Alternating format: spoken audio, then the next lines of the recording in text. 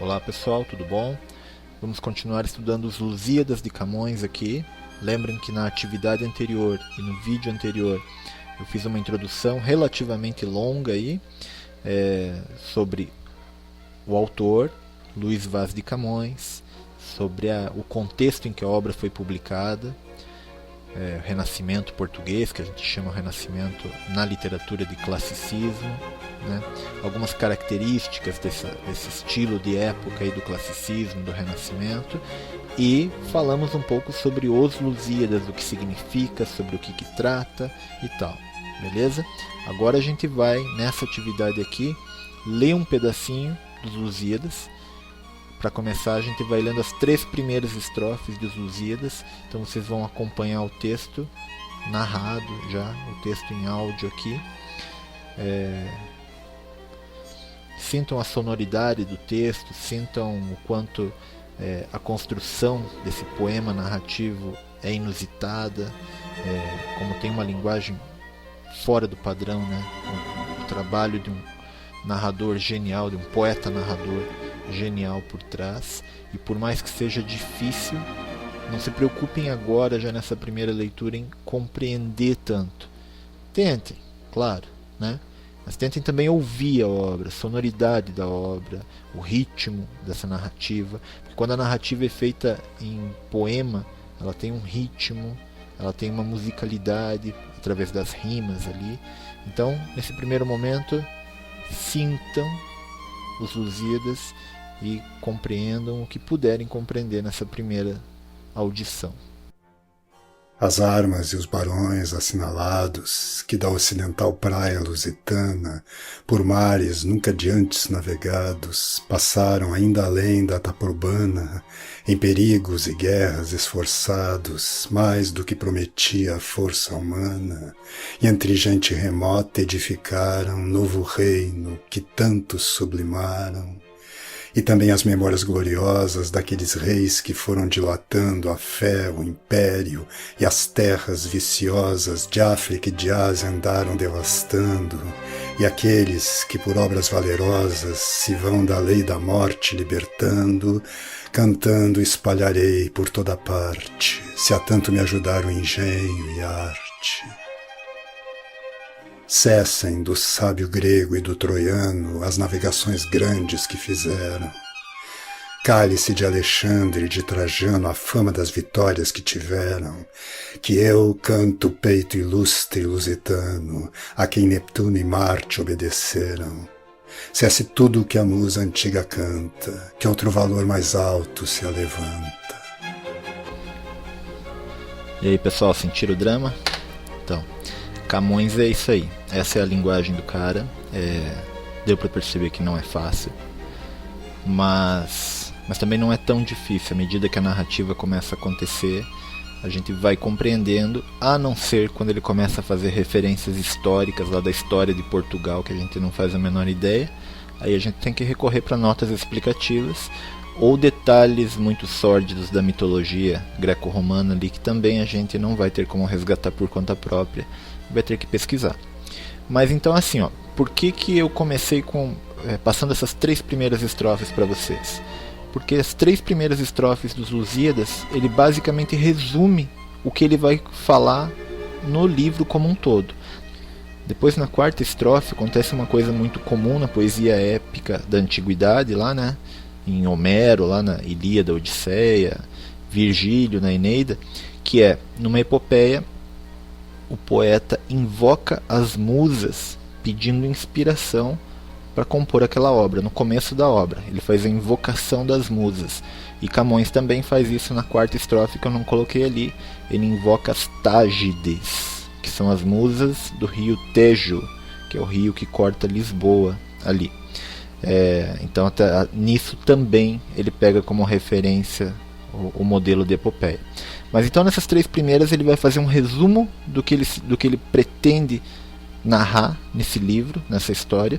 Depois, fazendo os exercícios, acho que a forma como o exercício está construído vai até ajudar vocês a compreenderem um pouco mais. Mas tem uma questãozinha estrutural aqui também, que eu já mencionei no outro vídeo, que eu falei no Meet e vou falar aqui rapidinho de volta, que é Os Lusíadas é composto por 1102 estrofes. Todos os versos dos Lusíadas são decassílabos. Se você contar as sílabas de qualquer verso aqui, vai ter 10 sílabas poéticas, tá? Ele vai ter mais sílabas gramaticais, mas poéticas, porque tem um jeito, tem as regrinhas lá, né? Que não cabe aqui agora ficar explicando. Mas são 10 sílabas poéticas em todos os 8.816 versos. E todas as estrofes seguem o mesmo padrão de rimas também, tá? Então vamos dar uma olhadinha aqui como que funciona as rimas. As armas e os barões assinalados. Essa é a primeira o primeiro verso termina com esse ados. Então essa terminação ados a gente vai chamar de rima A. Beleza? Tudo que terminar com ados, que rimar com ados, a gente vai chamar de A. O que for diferente a gente vai mudando a letra. Que da ocidental praia lusitana, Ana. Então aqui é uma terminação diferente. Se é diferente, a gente vai mudar a letra. Beleza? B. Porque não rima. Lusitana não rima com assinalados. Então é diferente. Por mares nunca dantes navegados. Às vezes a escrita é nunca de antes navegados. Aqui é ados, que rima com assinalados. Então é igual. Então a gente chama de A. Opa. De volta. Passaram ainda além da Taprobana.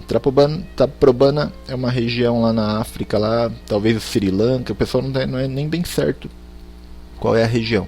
Mas é uma região lá já depois de contornar o sul da África, lá já na costa leste da África. É uma ilha, parece. Passaram ainda além da Taprobana. Taprobana rima com lusitana, termina com esse ana, né? B, é igual lá. Em perigos e guerra esforçados. Esforçados, que rima com navegados, que rima com assinalados, é A. Mais do que prometia força humana. Ana, B. E entre gente remota edificaram. Aram não rima com ana nem com ados, né? Então é diferente. Então é outra letra. C. Novo reino que tanto sublimaram. Aram, de volta, igual ali. C também. Beleza? Assim funciona o padrão de rima dos Lusíadas. Todas as 1102 estrofes têm esse padrão de 8 versos com a rima assim: A, B, A, B, A, B, C, C. O outro verso vai ser A, B, A, B, a outra estrofe vai ser A, B, A, B, A, B, C, C. Só que daí tem um detalhe, tá? Não quer dizer que a outra estrofe vai ser assim com essas terminações. Ados, Ana e Aram aqui. O sistema zera em cada estrofe, beleza?